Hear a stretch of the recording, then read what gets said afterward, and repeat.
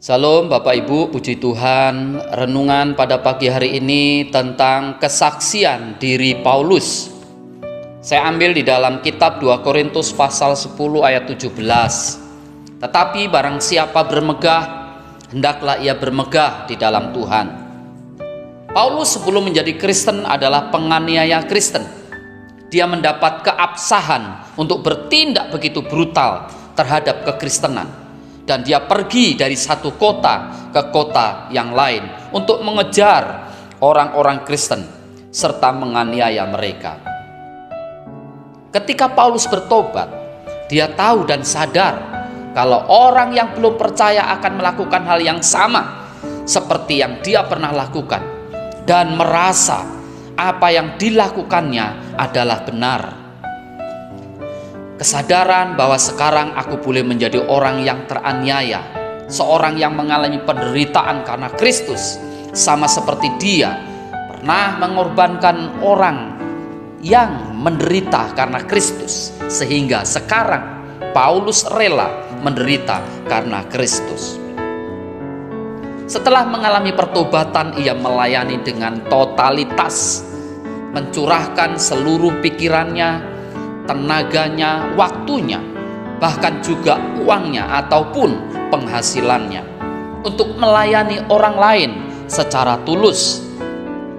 Sekalipun demikian, dia tidak bebas dari tantangan. Bahkan ada yang menuduh dia sebagai seorang yang hidup secara duniawi, dan ada pula orang yang menganggap dia tidak memiliki integritas. Di tengah-tengah kesulitan, ancaman dan penderitaan, apakah Paulus merasa takut? Alkitab mengatakan Paulus pun gentar. Berulang kali mengatakan bahwa dia gentar.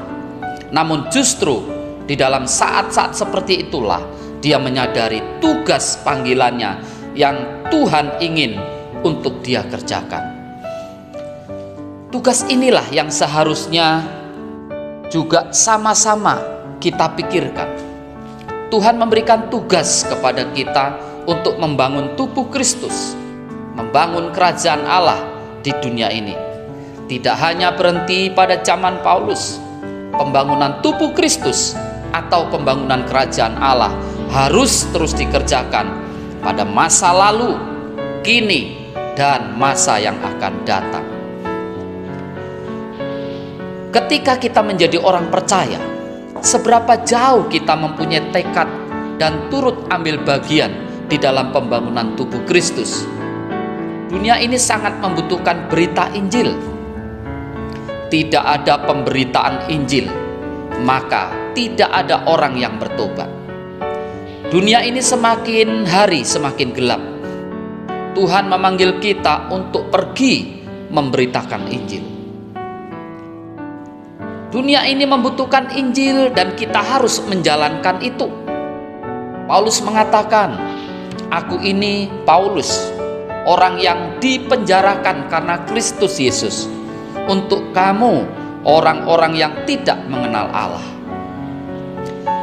Kalimat ini juga seharusnya menjadi beban kita juga. Kasih kita mencintai orang-orang yang masih berada di dalam kegelapan, dan dengan sungguh-sungguh membawa mereka kembali kepada Tuhan. Jika kita perhatikan hidup Paulus dari seorang penganiaya jemaat yang begitu kejam hingga menjadi pengikut Kristus yang setia, hal ini disebabkan perubahan asumsi kebenaran yang Paulus pegang. Bapak, Ibu, Saudaraku sekalian, tidak ada alasan lagi bagi kita untuk tidak memberitakan kabar baik. Seburuk apapun latar belakang kita, tidak dapat menghalangi kasih karunia Tuhan untuk bekerja dalam hidup kita. Berhentilah mengeluh, berhentilah merenungi nasib yang mungkin banyak mengalami kegagalan. Saatnya untuk bangkit dan merubah paradigma kita, bahwa bila kita berserah dan Tuhan bertindak, tidak ada satupun yang dapat menghalangi. Di dalam Tuhan tidak ada yang mustahil. Tuhan Yesus memberkati. Amin.